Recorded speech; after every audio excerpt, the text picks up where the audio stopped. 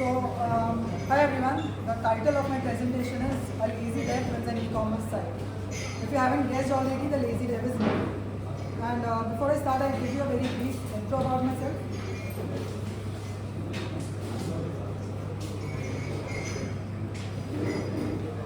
Hello, check. Yeah. Okay, so before I start, I'll give you a very brief intro about myself. I work as an SD2 at Larsen. It's a very small company. So if you've ever used a tool, Jira or Confluence or Loop, and so you could probably use something that's built by us. And in the future or in the past, if you ever notice that the issue create or the issue queue or issue transition speeds are broken, it is highly likely that it was being broken. Before Atlassian, I used to work at Razorpay at a product called Razorpay X. And outside of work, I have been a team member and contributor to Webpack, if you ever heard of that. And yeah, my family says that I'm really, really lazy, but I think I'm really, very funny. So, some background on where this talk is coming from. So my sister makes some handmade jewelry, and one day we were speaking and she was like, you know what, Burhan, I really need a website on where to, some place to display whatever I'm building. But she said that Shopify is too expensive for her, and she didn't really need a lot of what they had to offer. But she wanted something simple, like just a couple of pages and a small admin panel where she could add products and show it to her customers. And so yeah, that's how I got started. So I thought, you know what, I'll build it from scratch myself. Why depend on a third party? And yeah, so that was pretty much a pattern. I thought I'll build it from scratch by myself with absolutely no help whatsoever. So I got started, and since I was going to build it myself, I asked ChatGPT for a really nice header image. Then I asked ChatGPT for a nice heading and a nice tagline. Then I asked ChatGPT to build a restaurant page for me. And once it had done that, I asked it to build a product details page as well. So with that and some few changes, basically all of this data is mock, I showed it to my sister, and she said, yeah, everything looks good. This is all the information that I really need to display on the website. And once she was happy, I said, okay, let's get to the meat of whatever I'm building, and I started with building the admin panel. So the admin panel was also very simple, just a couple of pages. One page for the product list where you would see all the products that have been created, and another simple page to add a new product in the system. And the new product page is, the interesting thing over here is, my sister would upload a thumbnail for the product and a few images to show what it really looks like. So with that, I gave it to my sister for feedback, and she wasn't really happy. She told me that the product list page was very slow to load, and whenever you scrolled, it was very janky. And yeah, she was seeing a lot of duplicates, even if she uploaded just one product. And then I realized that I made a really small mistake, and there was some issue that if you uploaded a product once, it would create a few hundred duplicates of the same. So if she uploaded just 2 products, I had like 500, 600 products in my database at that time. And for this, obviously this presentation, I recorded this. I'm not sure how visible it is, but if you can see, it was taking around some 3 to 4 seconds just to render a simple list with like a few hundred products. And so what came to my mind was, okay, it's not a really realistic scenario, but there's a way to fix it, and the way to fix it is list virtualization. It's a very common interview question, but okay, so to give you a very brief idea, let's say you have a list of 500 items in it, but the user is not going to see those 500 items at once. And to keep 500 items at once in the browser's memory consumes a lot of memory, and it makes your page slow. So whenever you scroll, the browser has to work on printing all of that stuff while keeping everything else in memory as well. So this technique is basically like, if you have 500 items, but the user can only see 10 items at once, then you only render 10 items that the user is able to see. And whenever you scroll, you remove the items that the user can no longer see, and you keep adding items that the user can now see based on the scroll position. I'll give you a very brief idea on what it's like. So based on the scroll position of the user, you calculate which items the user is able to see right now, and based on that you either add or remove items to the list. And just to keep things smooth in the window, you just add a few items as buffer before and after the list. So if they scroll a very small amount up or down, they are still able to see some items. And on top of that, there's some memory efficiency stuff that you can do. Also, on my side, you see that at the bottom there, there's usually links. If you want further reading, you can follow those links. And yeah, you don't have to implement all of this yourself. There's out-of-the-box solutions available. The two popular ones that I have used in the past, obviously not on this website, but these are the popular ones: Stack Table and React Vendor. Based on your use case, you can select one of them. And yeah, and I'm too lazy to implement it myself, and I'm too lazy to do the documentation for these things. So I went ahead with something, sort of a hack, sort of works. And I implemented two things over here to make that list a bit smoother. The first, most people will be familiar with, is wrapping the list item and the list itself in React memo. And so that solved like not all of the issues, but some of it. And a part of it can also be solved by using the content visibility CSS attribute. And this is a little new. It's supported in like 90% browsers or something. But what it allows you to tell the browser is, if you set content visibility auto, you can tell the browser not to actually work on painting it if it's not actually visible to the user. So when the user scrolls to that element, when it enters the viewport, the browser only then really works on painting and rendering it. And I told myself, you know what, there's no way my sister's going to have 500 or 600 different handmade items on her website at once. So I called it a day and moved forward with whatever else I was doing. And if you watch this episode of The Office where Kevin says, why waste time say what when you want to click? And he gets this idea from his mechanic. And yeah, so this was basically me, why write many lines of code when you can write few lines of code. Why write many lines when few lines will click? Albeit not as well. Obviously the two things I showed you are not going to work as well as the socialization, but if it is smallest, then yeah, they will make a little bit of difference. And with that, I started with, since I have the admin panel now ready, and my front end was still a small data, I started on to wire those two things. So if you created a product in the admin panel, you should actually be able to see that product on the shopping and the product details page. So I wired those two things up, and my sister still said, but why is it so slow and janky? And to help explain what she really meant, as an end user who was not strictly a technical person, I recorded a small demo. Okay. Right. So if you look closely, when the products load, they actually shift the heading because the images started loading later. Also, the image at the top of the page is not prioritized. The product images load first, and then the header at the top.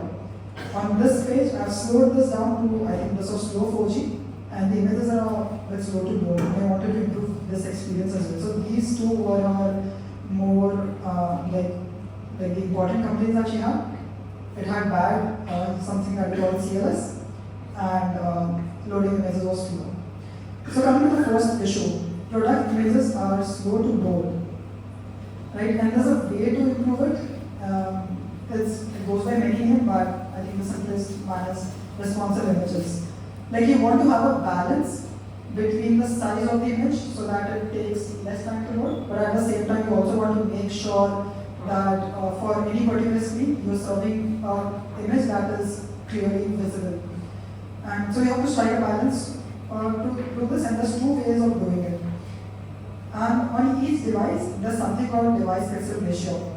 And I think mobile devs will be familiar.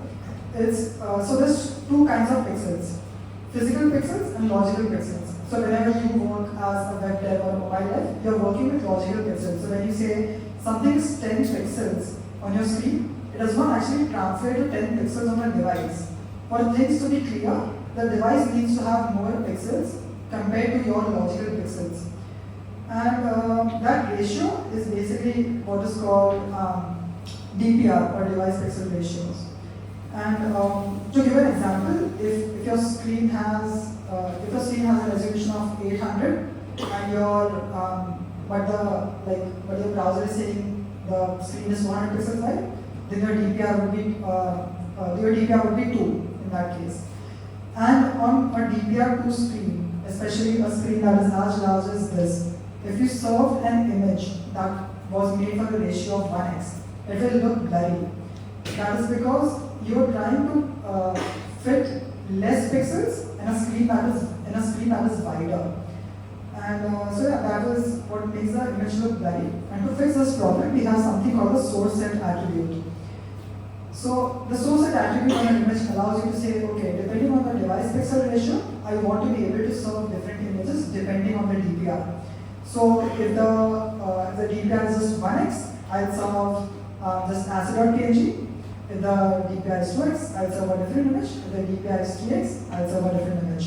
And calculating the DPI is not something that you have to do yourself. You just have to make sure that you have different images for each DPI. And the browser takes care of the rest. Also, yeah, if the browser does not support DPI, source set attribute, then you still have a fallback by just using source. But in my use case, if you think carefully, the problem is that I have one thumbnail. That thumbnail needs to be sized into 3 places. One is on the shopping page, that was the main page on the website holds. It's fine if I serve a very low resolution image there because it's a really small square. But the same image is also getting used at the product details page as the first image. Plus, when someone shares a link to this particular product, I'm also serving an open graph image, which is when something, if you share a link on WhatsApp, you see an image preview, and that is what basically open graph is. So I have 3 different resolutions, and in this use case, device pixel ratio does not help me because I want to make sure that the images does need to look good enough for those resolutions without having to worry about what the device's DPI is. So there's a different way of doing it, using source set and the sizes attribute along with using media queries in the browser. So yeah, the image tag also supports loading different resolutions of images based on, you can basically say, okay, if the width of my screen is, let's say, 480 pixels, I want to serve this particular image. And this is very handy because I can, in my use case, I can just say, I don't really care about this width of the image, width of the screen. I only really care about the width of the card that I'm trying to show on my screen. So I can say, if I'm showing this image in the card, then I want to load a smaller resolution. If I'm showing this image on the product details page, then I want to get a larger resolution image. And yeah, that's pretty much the gist. Along using source set and sizes and media queries, you can basically design that. And yeah, that sounds like a lot of work if you had to implement it yourself. So there are third-party services, open source solutions that are available. Third-party services you could use something like Versus Image Tag. There's also Imgix and Cloudinary. And if you look at open source solutions, there's something called as Thumbboard, which I have not personally used, but I did find it in my research. And if neither of them work, you could roll out your own solution and have it in the build pipeline. There's a library called ImageMin, which has a lot of different plugins for compressing different types of images, resizing them, and applying filters and stuff. So you can do all that stuff, but obviously I did not because I'm lazy. And what I did was just I implemented image compression. So whenever my sister was uploading an image, before I sent it to the server, I just compressed it on the browser. And with this, I had the worst of both worlds. So my image was somewhere between what I wanted for the product card. So it was higher resolution than what I wanted for the product card and lower resolution than what I wanted for the product details page. But yeah, it was a good middle ground that sort of worked. So that was the major issues, but while I was working on this, I found 2 smaller ones that I actually did implement for a change. And the other was the jank when images start loading. It's very difficult to quantify what jank is. So if you notice when the product card loads, the title is at the top of the card. And when the image loads and the title just moves down. This is very annoying to the user because they are looking at something and suddenly the whole page is shifted. For this website, it was not that apparent, but if the larger the website, the more jank you can get. And to quantify this, we say it's cumulative layout shift. And it's calculated based on two factors, like how important the image is and by how much it has shifted. There's a really nice article on web.dev, the link is at the bottom. If you want to look further into it, but I've just taken a sort of screenshot on what we're trying to convey. And to reduce CLS, what you really have to do is, before you will, whenever you use an image tag, it's good to specify what the width and the height of that image tag is going to be. So when you say use the width and the height attribute, you tell the browser, okay, when my image loads, this is how large it's going to be. So the browser leaves that particular space for the image before it has even loaded, and when the image does load, there's no jank as such. This thing I actually did implement because I thought it's a good thing to have. And the third was that the hero image, the header at the top, that image was not getting prioritized. Even though it is something that the user is going to see first, when the page load is at the top. So it's something that should have been prioritized, and to fix this, there's an attribute called fetch priority that the browser gives it. So you basically say fetch priority is high, it's like giving a nudge to the browser, okay, before you load anything else on the page, before you load any other resources, just make sure that this image is loaded first. You can set it to high, low, auto based on how you do want to prioritize. And there's also something else that you need to keep in mind. If you're lazy loading images, just make sure that that attribute is also going to get preference. So yeah, I guess test what works. And the last thing I built was a card system. Obviously, every e-commerce site needs cards. And so I built that. And this problem, I think I should have just solved it first when I was building, but I think somehow it had slipped in my mind. So I showed it to my sister, saying, I have built the card system, it's almost complete. And she told me she's seen a blank page for a while before anything actually loads on a page. So I recorded a demo just to see what it was like. And she was right. So before anything else loads on a page, so yeah, before anything else loads on a page, you see the your card button and there's a blank page, and then the card comes up. And this had to do with, because I was fetching this data from the server for the products. And I said, okay, I need to show something before my container is actually loaded. And before we get into what it is, I think I really need to explain what perceived performance is. So if you've ever seen a page, even if it takes 4 seconds to load, but you don't really feel that it's taking that long because you're seeing something on the screen. So perceived performance is a subjective measure if a website is fast or not. It's not something you can quantify, it's just something you feel. Like, is it snappy or not? Or is it taking too longer time to actually load content? And a trick that a lot of websites actually use is they use something called a skeleton loader, which looks something like this card here. So it has a shimmer effect, and it tells you in advance what the layout of the page is going to look like. Even if the content is not loaded, you can still be pretty sure what the layout is going to be like, and it gives you immediate visual feedback, and it sort of reduces uncertainty. And the side effect is that people think the website is loading faster than it actually is, because you can actually see something on the screen. If you implement it yourself, this example is from Shadsian.